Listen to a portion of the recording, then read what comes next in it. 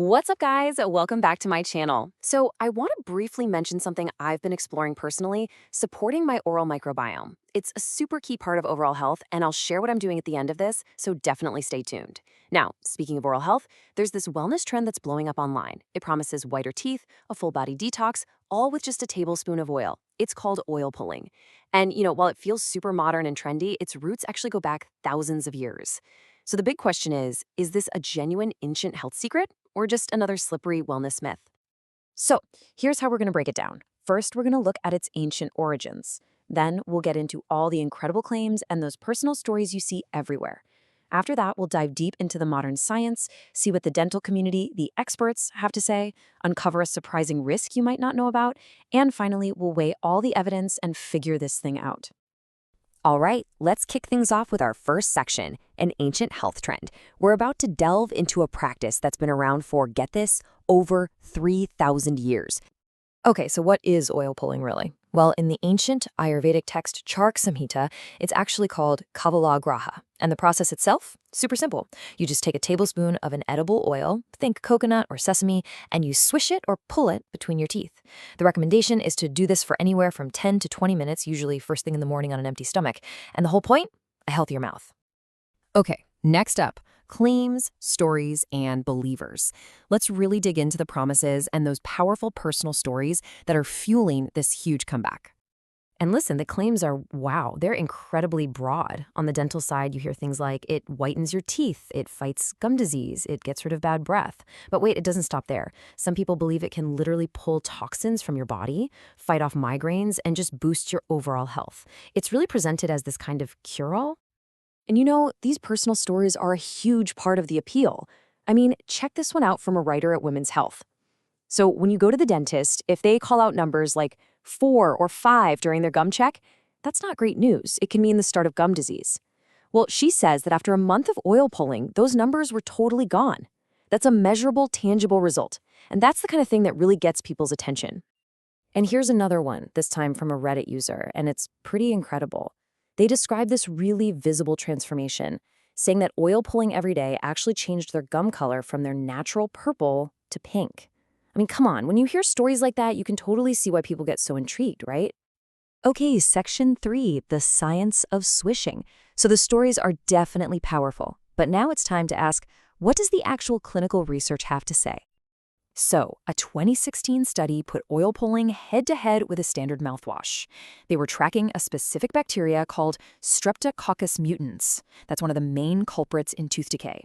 And after just 2 weeks, get this, both the oil pulling group and the mouthwash group saw a major drop in that bacteria. The group that just used water? Yeah, almost no change. This really suggests that oil pulling does have a real antibacterial effect. But here's the million-dollar question. Does just killing bacteria automatically mean you have a healthier mouth? Well, a 2022 meta-analysis, that's where they combine a bunch of studies to get a bigger picture, gives us a more complicated answer. It did confirm that yes, oil pulling reduces bacteria in your saliva. However, and this is a really big however, it found no significant difference when it came to actual plaque buildup or gingivitis.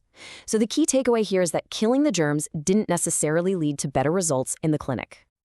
Now, even with those mixed results, some researchers still see a clear place for it. Take this conclusion from a 2020 review. It basically suggests that since oil pulling is safe, it's cheap, and it's easy to get, it could be a perfectly reasonable alternative for patients who might not want to use a chemical mouthwash like chlorhexidine. All right, let's move on to section 4, the expert verdict. So, what does the mainstream dental community think about all this? Well, the American Dental Association, the ADA, their position is super clear and direct. They basically say that because of a lack of solid scientific evidence, they do not recommend oil pulling as a dental hygiene practice. Instead, they're sticking with the tried and true methods, brushing with fluoride toothpaste and flossing every day. And then you have people like Dr. Stephen Novella from Science-Based Medicine, and he takes an even harder line. He just dismisses all those broader claims about detoxing and curing diseases as pure pseudoscience. He argues that any benefit you might feel in your mouth is probably just from the simple mechanical act of swishing, something you could basically get from swishing water. Okay, this brings us to section 5, a surprising health risk. Because beyond the whole debate over whether it even works, there's another really important question we have to ask. Is it actually completely safe? I mean, think about it. It's just oil. Like edible oil. You cook with this stuff. What could possibly be the harm in just swishing it around in your mouth for a bit? Well, it turns out there's a rare but pretty serious risk called lipoid pneumonia. Basically, this can happen if you accidentally inhale or aspirate even a tiny amount of that oil into your lungs. And because it's a fatty substance, your lungs have a really hard time clearing it out, which can lead to inflammation and, yeah, pneumonia. And this isn't just some theoretical thing they're worried about. This is a real-life case study. A patient ended up in the hospital 4 times in 6 months with pneumonia that just kept coming back. The doctors had no idea what was going on until they found out she had started oil pulling just 2 weeks before it all started. They told her to stop, and guess what? The pneumonia never came back. That's a pretty shocking example of a potential and really severe side effect. Okay, that brings us to our final section, to pull or not. We've covered the ancient tradition, the modern science, and some pretty serious risks. So let's put it all together and weigh the evidence. Let's just break this down side by side. On the potential upsides column, yeah, it does seem to reduce some bacteria in your mouth, and it might help with tooth sensitivity. The personal stories are really powerful, and hey, it's natural and cheap. But then you look at the reality check column, and it's pretty stark. For key things like plaque and gingivitis, it gets outperformed by standard mouthwash. All those huge health claims, totally unproven. The ADA doesn't recommend it, and it carries that rare but very serious health risk we just talked about. So this really leaves us with a fascinating question, and it goes way beyond just oil pulling. When you have an ancient practice like this with so many passionate believers, and it runs up against mixed scientific data and serious warnings from the medical establishment, how do we navigate all of that to make the best choices for our own health? It's definitely something to think about.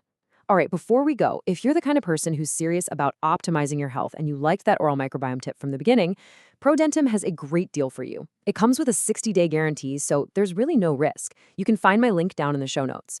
Think of it less as a product and more as like internal support for your daily brushing routine. Thanks for tuning in.